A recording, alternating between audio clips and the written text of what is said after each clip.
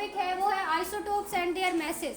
Isotopes क्या होते हैं और उनके मैसेज कैसे हम कैलकुलेट करते हैं, आज हम ये समझेंगे। बच्चे अगर मैं बात करूँ ना एक एटम की, ठीक हो गया, एटम में अगर नंबर ऑफ इलेक्ट्रॉन्स डिफरेंट हो जाए ना, फॉर एग्जांपल मैं लेती हूँ सोडियम की एग्जांपल, सोडियम एटम की। सोडियम के पास 11 इलेक्ट्रॉन्स होते हैं। अगर इसके नंबर ऑफ इलेक्ट्रॉन चेंज हो जाए, यानी मैं कह दूँ इसमें से एक इलेक्ट्रॉन निकाल दिया जाए, पीछे 10 इलेक्ट्रॉन्स बच जाएंगे, तो वो सोडियम एटम नहीं कहलाएगा, इट विल कॉल्ड आयन, तो वो आयन कहलाएगा। अगर किसी एटम के नंबर ऑफ इलेक्ट्रॉन चेंज कर दिए जाए, चाहे वो ज़्यादा कर दिए जाए चाहे वो कम कर दिए जाए, तो वो प्योर एटम जो न्यूट्रल एटम है वो चेंज हो जाएगा, किसमें, आयन में चेंज हो जाएगा। लेकिन अगर किसी एटम के नंबर ऑफ न्यूट्रॉन्स चेंज कर दिए जाए, एटम के नंबर ऑफ न्यूट्रॉन्स चेंज कर दिए जाए, तो then it will call isotope. क्या कहलाएगा वो, आइसोटोप। तो यहाँ पे मैं आइसोटोप को डिफाइन करूंगी। आइसोटोप्स की डेफिनेशन हम इस तरह से करते हैं, एटम्स ऑफ एन एलिमेंट, किसी भी एलिमेंट के atoms that have different number of neutrons, जिनमें न्यूट्रॉन्स की तादाद डिफरेंट होती है, different number of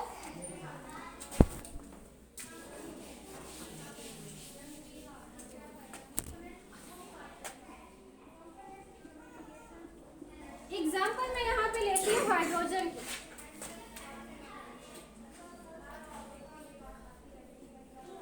hydrogen atom की एग्जांपल लेती हूँ। बच्चे हाइड्रोजन एटम ना 3 डिफरेंट फॉर्म्स में, 3 डिफरेंट आइसोटोप्स में पाया जाता है। एक को मैं लिख रही हूँ H11, एक को मैं लिख रही हूँ H21 और थर्ड वन को मैं लिख रही हूँ H31। आपको पता है कि जो सुपरस्क्रिप्ट होता है, ये सुपरस्क्रिप्ट क्या होता है, it is the atomic mass, और ये जो सबस्क्रिप्ट है ये क्या है, एटॉमिक नंबर। यानी इस हाइड्रोजन एटम में सिर्फ एक प्रोटॉन पाया जाता है, और ये जो ऊपर वाला होता है प्रोटॉन और न्यूट्रॉन का सम है। जब इस एटम में एक प्रोटॉन पाया जा रहा है, इट्स मीन इसमें न्यूट्रॉन्स कितने हैं, 0 न्यूट्रॉन है। यानी प्रोटॉन और न्यूट्रॉन का जो सम है वो 1 है, इट्स मीन न्यूट्रॉन कितने हैं इसमें, 0। नेक्स्ट हाइड्रोजन के आइसोटोप की मैं बात करूं तो ये इसके अंदर एक प्रोटॉन है, लेकिन प्रोटॉन और न्यूट्रॉन का सम 2 है, इट्स मीन इसमें एक ही प्रोटॉन है और एक ही क्या है, न्यूट्रॉन है। थर्ड आइसोटोप की बात करूं, इसके पास एक प्रोटॉन है, प्रोटॉन और न्यूट्रॉन का सम 3 है, एक ही प्रोटॉन है और न्यूट्रॉन कितने हैं, 2 हैं। तो आप देखें ये हाइड्रोजन की 3 एटम्स मैंने बताए हैं, लेकिन तीनों में जो है वो न्यूट्रॉन्स की तादाद डिफरेंट है, ठीक है, नंबर ऑफ न्यूट्रॉन्स डिफरेंट है। पहले एटम में 0 न्यूट्रॉन्स हैं, दूसरे एटम में 1 न्यूट्रॉन है और तीसरे एटम में कितने न्यूट्रॉन्स हैं, 2 न्यूट्रॉन्स हैं।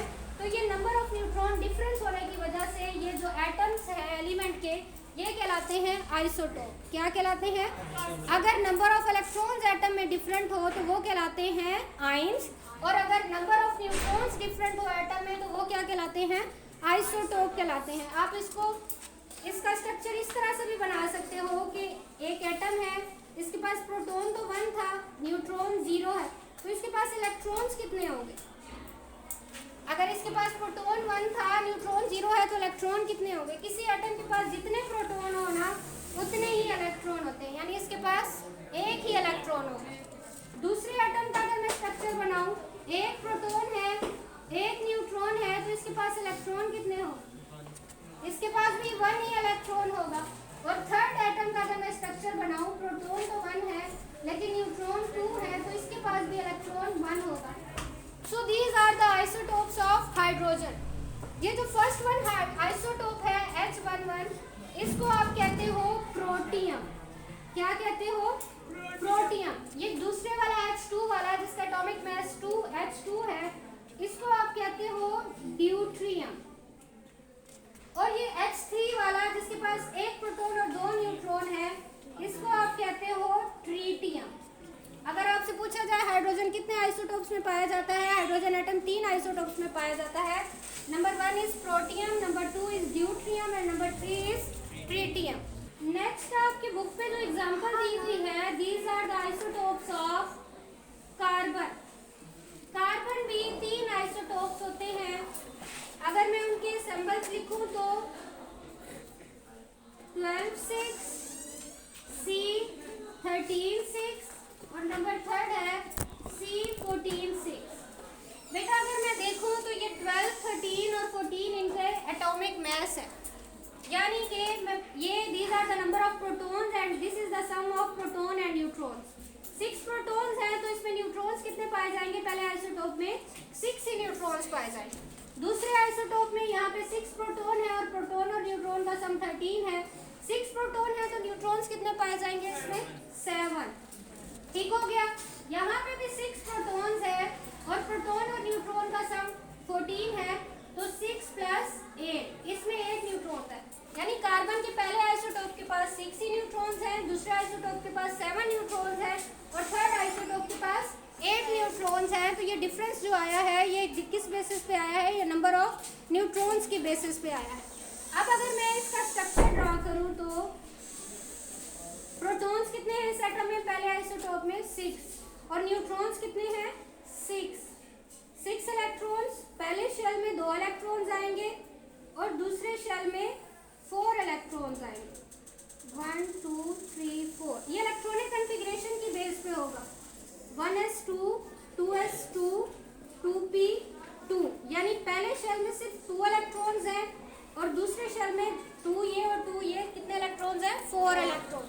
नेक्स्ट का मैं अगर स्ट्रक्चर ड्रॉ करूं, इसके पास प्रोटॉन जो है वो 6 है और न्यूट्रॉन कितने हैं? 7 न्यूट्रॉन्स है। अगर इसके पास प्रोटॉन 6 है तो इलेक्ट्रॉन्स, ऑब्वियस सी बात है, इलेक्ट्रॉन्स भी कितने ही होंगे? 6 ही होंगे।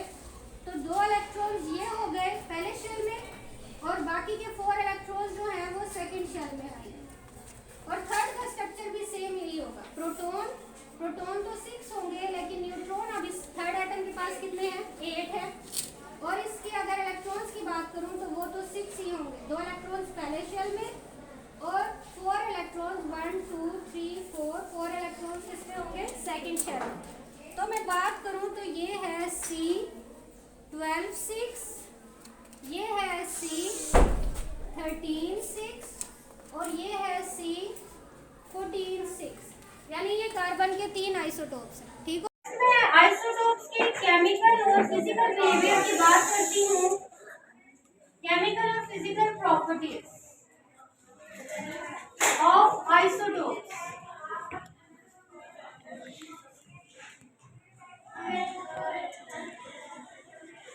बच्चे किसी भी एटम की जो केमिकल प्रॉपर्टीज होती है ना, वो उस एटम के नंबर ऑफ इलेक्ट्रॉन्स पर डिपेंड करती है। आपने देखा जैसे कि हाइड्रोजन के 3 आइसोटोप्स थे। पहला आइसोटोप H11 जिसको आप प्रोटियम कहते हो, H21 जो ड्यूटियम कहलाता है और तीसरा H31 जो ट्रीटियम कहलाता है। इन सब में नंबर ऑफ प्रोटॉन 1 है। इट्स मीन इनमें नंबर ऑफ इलेक्ट्रॉन भी क्या होगा? 1 ही होगा। इट्स मीन इन सब में नंबर ऑफ इलेक्ट्रॉन सेम पाए जा रहे हैं and chemical properties depends upon the number of electrons, so these three have same chemical properties. इन तीनों की chemical properties क्या होंगी? सेम। अब जो physical properties होती है ना, वो डिपेंड करती है number of neutrons। chemical properties वो डिपेंड करती है number of electrons पे। आइसोटोप की केमिकल प्रॉपर्टीज सेम होती हैं। अगर मैं फिजिकल प्रॉपर्टीज की बात करूं तो फिजिकल प्रॉपर्टीज डिपेंड करती हैं नंबर ऑफ न्यूट्रॉन्स पे। आइसोटोप में नंबर ऑफ न्यूट्रॉन तो डिफरेंट होता है। इट्स मीन इसकी जो फिजिकल प्रॉपर्टीज हैं वो इससे डिफरेंट होंगी और इसकी फिजिकल प्रॉपर्टीज थर्ड आइसोटोप से क्या होंगी?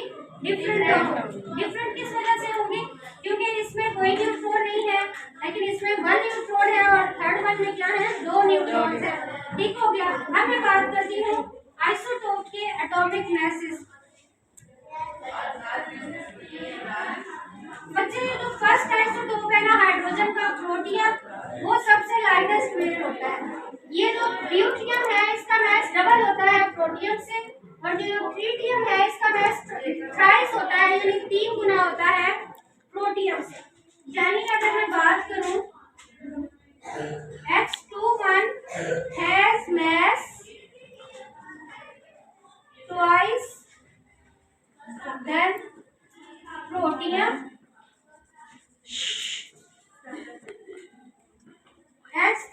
one has mass, price, then protein.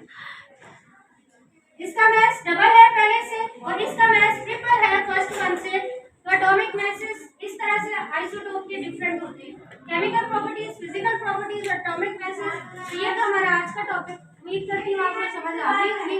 अगर आपको वीडियो अच्छी लगी है तो वीडियो को लाइक कर दें, चैनल को सब्सक्राइब कर दें और बेल बटन दबा दें ताकि आपको नेक्स्ट ऐसी इंफॉर्मेटिव वीडियो की नोटिफिकेशन आती रहे।